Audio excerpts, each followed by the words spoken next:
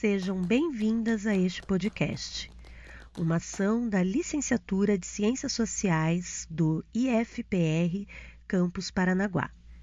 Neste projeto, vamos trazer provocações, leituras e análises sobre diferentes obras, clássicas e contemporâneas, que tocam as ciências humanas.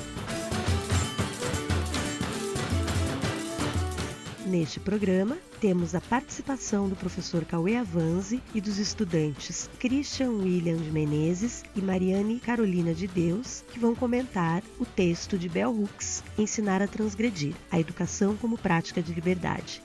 Seguimos para a prosa? A educação como prática de liberdade é um jeito de ensinar que qualquer um pode aprender.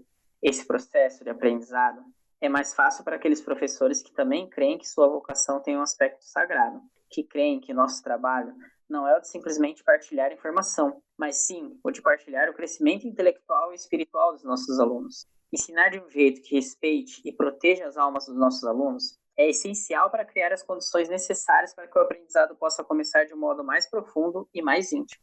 É dessa maneira que a Bell Hooks começa o livro Ensinando a Transgredir, a Educação como Prática de Liberdade. Esse livro ele é um diálogo da Bell Hooks com a obra do Paulo Freire, mas em que a Bell Hooks vai revisitar a história dela como estudante e como professora.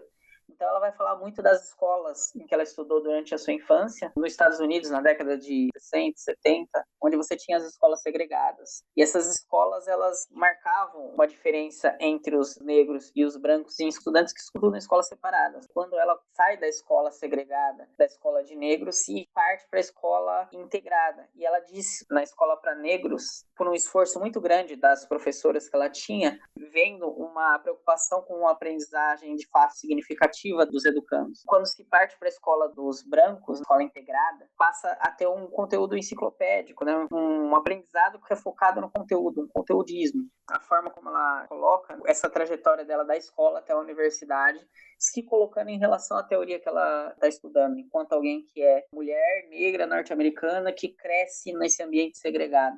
E o quanto essa trajetória dela influencia no modo como ela age como professora. Então, quando a gente fala de uma educação como prática de liberdade, do que a gente está falando?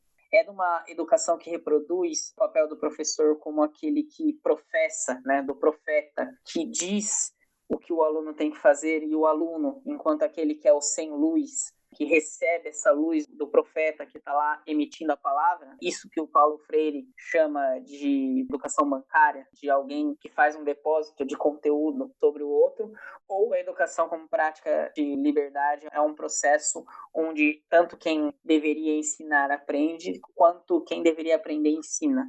Ela vai colocar esse debate, essa realidade, para a prática docente, principalmente na universidade.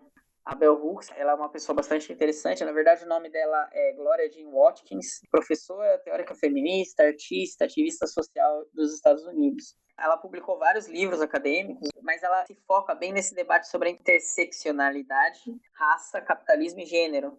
Pensando que quando a gente está discutindo o capitalismo, a gente não está falando só da questão de proletário e burguesia, né, de classe trabalhadora e classe capitalista. Existem outros elementos que deixam essa questão mais complexa. Segundo a Bell Hooks, todos esses elementos, que é a classe social, a raça, o gênero, a orientação sexual, a orientação política, tudo isso convive dentro da sala de aula. E enquanto professor, a gente pode, ao invés de desconsiderar o que todos esses educandos, esses que a gente chama de alunos, têm enquanto diferença para tentar torná-los uma massa homogênea, é exatamente essa diferença que é o potencial da aprendizagem, é o considerar esse diferencialismo que existe entre um e outro educando. Só que para isso acontecer, eles precisam ter voz, eles precisam falar, eles precisam ser participante de fato aqui na sala de aula.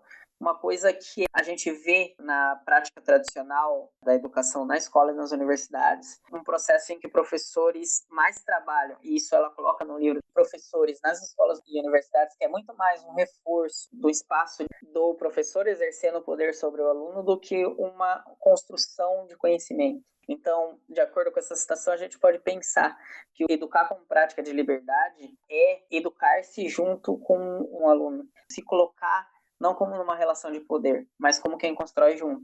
Porque, mais uma vez, lembrando Paulo Freire, ninguém educa ninguém, ninguém é educado por ninguém. As pessoas se educam em comunhão. Meu nome é Will, eu sou estudante de Ciências Sociais, turma 2017. Fiquei incumbido de comentar o capítulo 11, que é o capítulo da língua, ensinando novos mundos, novas palavras. E neste capítulo, a Bell Hooks traz, enquanto a língua é uma ferramenta de dominação também. Nesse capítulo, ela traz como ela percebe o quanto o idioma, a língua inglesa, é uma ferramenta utilizada para dominar. Ela comenta sobre o poema de Queimar Papel em Vez de Criança, Adrienne Rich. Neste capítulo, ele fala do vínculo entre as línguas e a dominação. A língua é um território onde nos transformamos em sujeitos. O inglês é considerado a língua padrão e, como tal, oculta a perda dos idiomas. Então, ao decorrer deste capítulo, ela começa a refletir sobre a questão de o quão violento era essa questão de os ancestrais, aqueles que vieram cativos da África até o continente norte-americano, e serem impedidos de falar os seus idiomas. Lembrando que foram vindo negros de várias partes da África. Numa parte desse debate, ela começa a dizer que como ela pensa que isso é violento, porque no continente africano você não era dividido por cor e tal, mas sim por sua língua. O seu dialeto te diferenciava.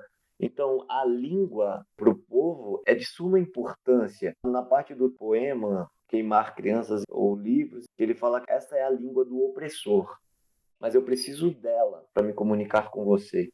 Então, o que os negros americanos vindos da África começaram a fazer com a língua?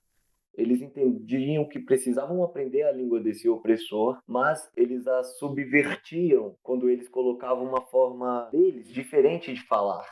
E nesse revisitar, ela faz esse exercício quando ela pensa que ela vem do sul dos Estados Unidos e ela começa a fazer lembranças dos dialetos que a sua família falava. Como uma estudante da linguagem, ela começa a usar isso também.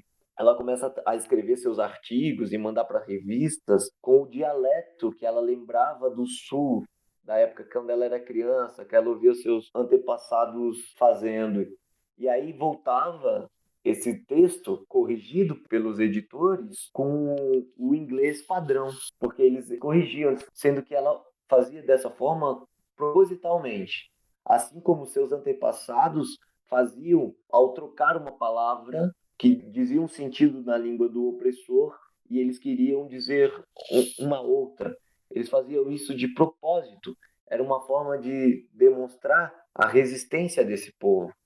No capítulo 12, ela vai falar sobre a confrontação da classe social. E aí ela traz a questão de classe social não era tão debatida na sala de aula. Então ela começa a refletir sobre isso, a pensar como ela vai trazer esse debate para que ela possa fazer que isso seja algo que aconteça em sala de aula, que reflita sobre isso. O livro fala ensinando a transgredir, né, a pedagogia como uma prática libertadora, é justamente isso. É usar do espaço que ela está ocupando para trazer esses debates. E no capítulo 12, ela fala muito também, quando muitas vezes queriam colocar ela em um lugar, lembravam que ela entrou por um sistema que seria um sistema de cotas nos Estados Unidos. Como se os seus colegas de faculdade, que uma vez eram seus professores e hoje são seus colegas, né, porque ela é uma professora da universidade que outrora ela tinha sido aluna, começam a querer colocar ela num lugar. É como se quisessem desmerecê-la por ela ter tido acesso por esse sistema. Todo o caminhar que ela passa, ela traz essa bagagem e ela vai pensando isso e ela vai trazendo essas coisas. Bom, eu sou a Mari, sou da turma de Ciências Sociais de 2017. O capítulo que eu escolhi para debater hoje aqui no podcast foi o capítulo 7, que é o De Mãos Dadas com Minha Irmã, Solidariedade Feminista. Esse capítulo traz um debate que eu achei extremamente relevante para nós, mulheres que nos intitulamos como feministas e que temos uma prática engajada com o feminismo, que é o da relação das mulheres negras com as mulheres brancas. E ela conta, a partir do contexto que ela estava, da década de 60 e 70, de como que essa segregação que acontecia no sul dos Estados Unidos e depois com a reintegração, afetou na relação das mulheres brancas com as mulheres negras. Quando começou a acontecer essa reintegração, as mulheres negras ocupavam os espaços no ambiente branco, sempre em serviços considerados inferiores, né, que eram sempre de cuidar da casa ou cuidar dos filhos. E criou-se no imaginário social um medo racista de que o relacionamento entre mulheres negras e homens brancos interferisse de alguma forma na estrutura patriarcal de família que tinha-se. E nesse conflito, a relação entre as mulheres e até a discussão sobre a relação das mulheres negras com as mulheres brancas foi apagado e invisibilizado completamente, dado que o status social da mulher branca na época era vinculado a estar casado com um homem. Nesse sentido, as mulheres brancas foram cúmplices de construir uma imagem da sexualidade das mulheres negras que ainda perpetua atualmente, que é uma visão da sexualidade que trata as mulheres negras como algo hostil. E esses estereótipos que foram sendo criados das mulheres brancas com relação às mulheres negras criou uma barreira muito grande, obviamente, entre esses dois grupos. E é óbvio, né, que a partir disso as mulheres negras também passaram a ter um sentimento de raiva e de hostilidade com relação às mulheres brancas, porque elas queriam entender o que era que diferenciava, então, socialmente elas. E de que Bell Hooks traz uma perspectiva que eu achei muito interessante, que mesmo com a divisão de classe muito explícita entre esses dois grupos, isso não era suficiente, porque o patriarcado fazia com que as mulheres brancas e negras sofressem a opressão do sexismo, né? E era por isso que as mulheres brancas precisavam se reafirmar o seu status social em cima desses estereótipos e dessa até animalização da sexualidade da mulher negra. O que ela quer trazer com essa discussão é que sim, nós mulheres brancas fomos por muito tempo cúmplices de todos esses estereótipos construídos e também da negação desses discursos dentro da teoria feminista, mas que isso não pode ser mais uma barreira para a gente fazer com que isso seja passado, né? Porque a gente possa construir ambientes em que a gente, enquanto mulheres brancas, possamos reconhecer de que sim, a gente foi cúmplice, mas que a gente quer se reconciliar e fazer com que essas visões venham a ser parte da nossa prática e que a gente não tente de forma alguma trazer e essa é uma proposta que eu faço, né, e é um questionamento que eu tive que me fazer e eu me fiz também quando eu estava lendo, de não tentar trazer essas discussões confrontando o nosso racismo ou nossas práticas racistas, indo percorrer as mulheres negras para isso, que a gente traga elas, trazer essa perspectiva. Então eu achei esse capítulo excepcional para a gente pensar na criação do contexto feminista que, principalmente na academia, eu percebo que ele é majoritariamente branco, sim, e que as maioria das discussões a respeito da raça são feitas por mulheres brancas e que a gente, enquanto coletivo, e não só nós mulheres brancas, mas também as mulheres negras, para que a gente consiga fazer um esforço coletivo do resgate, do enfrentamento dessas raízes históricas, desses embates e dessas confrontações, que a gente tenha maturidade enquanto movimento de se reconciliar, mesmo que isso exija um esforço emocional e histórico muito grande.